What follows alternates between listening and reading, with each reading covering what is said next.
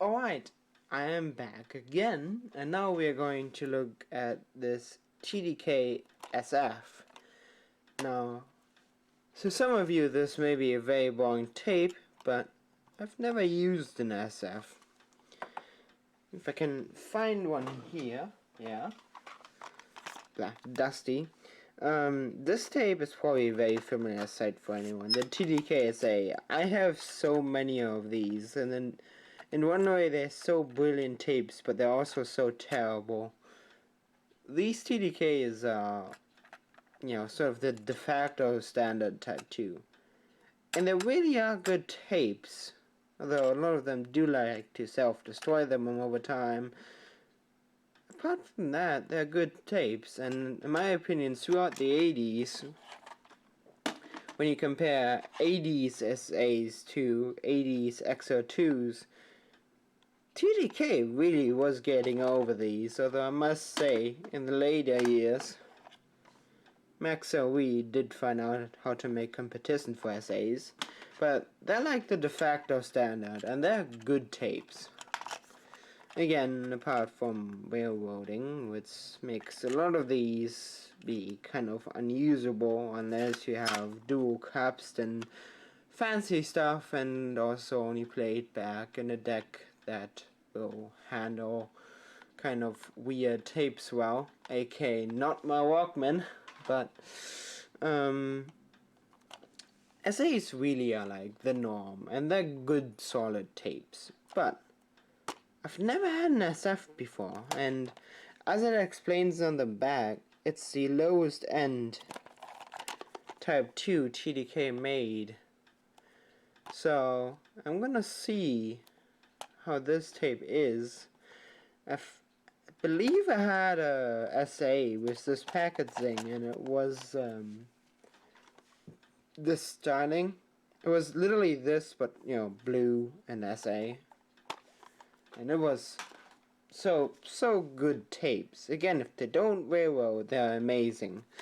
But let's see. So we look at the wrapping first. TDK high position. What does it say there? Hitzebeständig. So it just says heat resistant in different languages. Heat resistant for your car.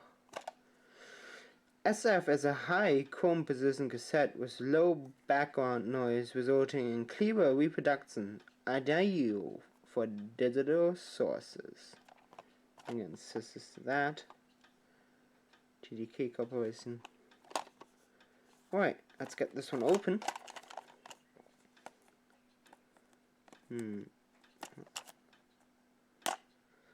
That's not working, TDK. Oh, there we go.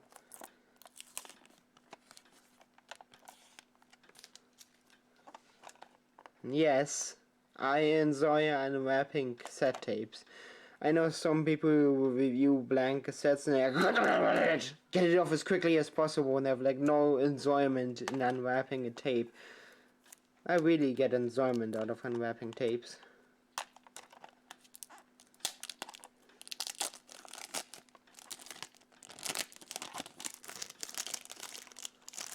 Well, that looks interesting. This straight up looks like a D. Like this looks like a American D. Or even, yeah, let me get it.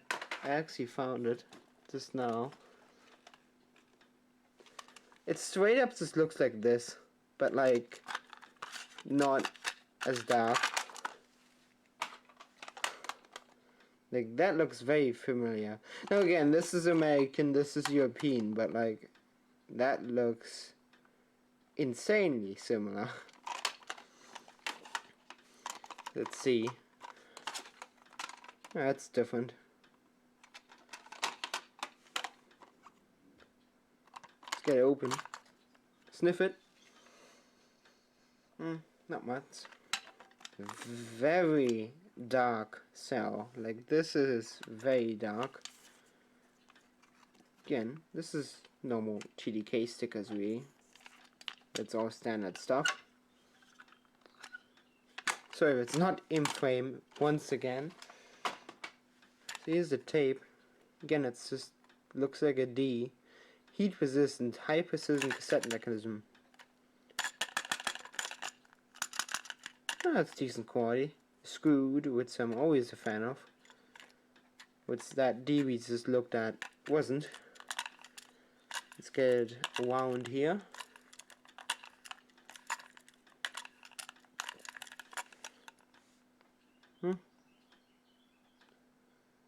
Some stuff on there. I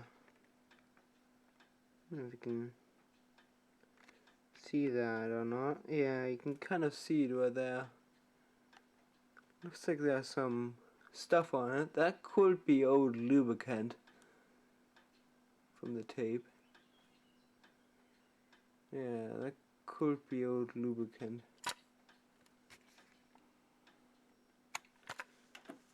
Let's fast forward a little bit.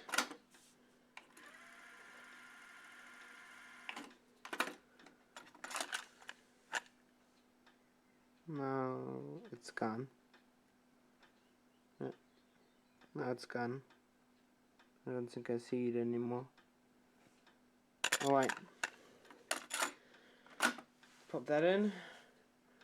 And we use You Like It again because I find it to be a decent song.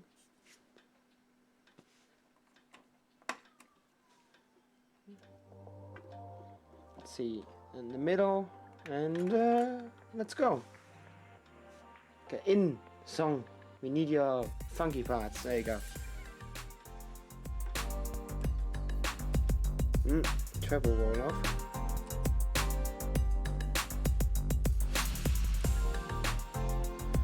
There's definitely some treble roll off, but we do have a little bias adjustment.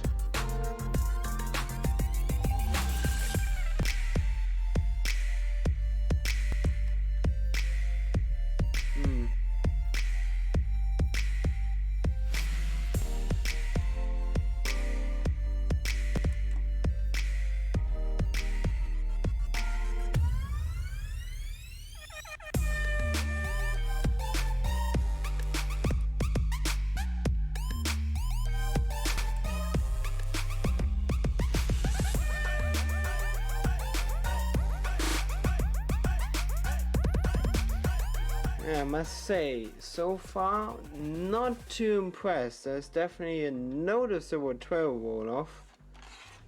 I would say more noticeable than on this tape, which is a type 1.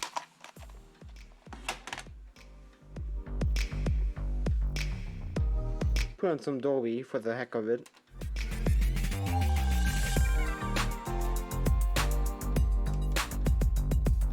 Seems to not really have an issue with that.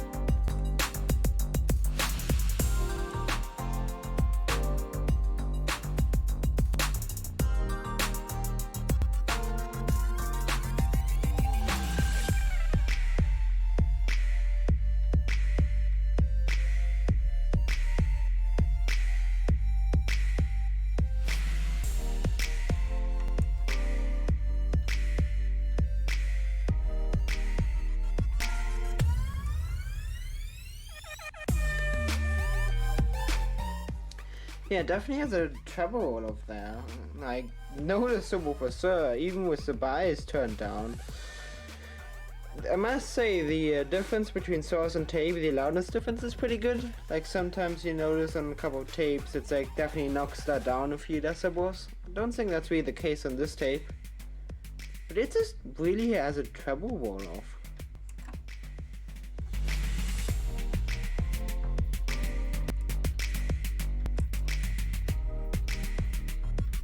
Like, it's not bad in the way that it sounds like a bad tape, but it's, you know, this sounds better. Okay, this song's over. I'm just gonna start playing it again. If I can even get it to play.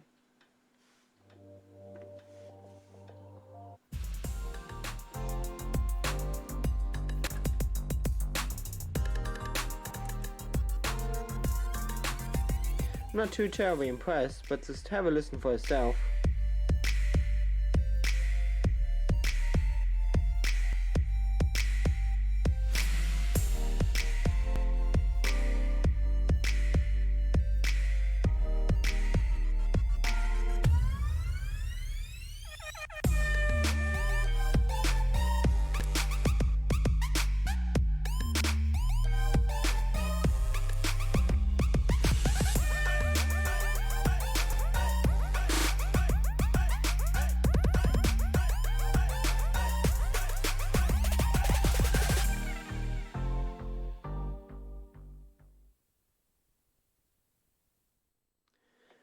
I mean, it's definitely right about it claiming to have a low noise floor. I think it did that on the wrapper. Isn't much background noise, but yeah, it's on the back. But it gets treble roll off, and noticeably so. So I wouldn't call it a bad tape, but underwhelming. That's for sure. But then again, I do know why I always prefer my Maxo, even though the SAs were better in the 80s. Because Maxo just made much less of these mediocre products. Just have a look. Yeah, the tape looks fine. Yeah, overall, this one, while not being bad, did let me down a bit. Alright, well, thanks for watching on this tape. Not bad, but eh. Alright.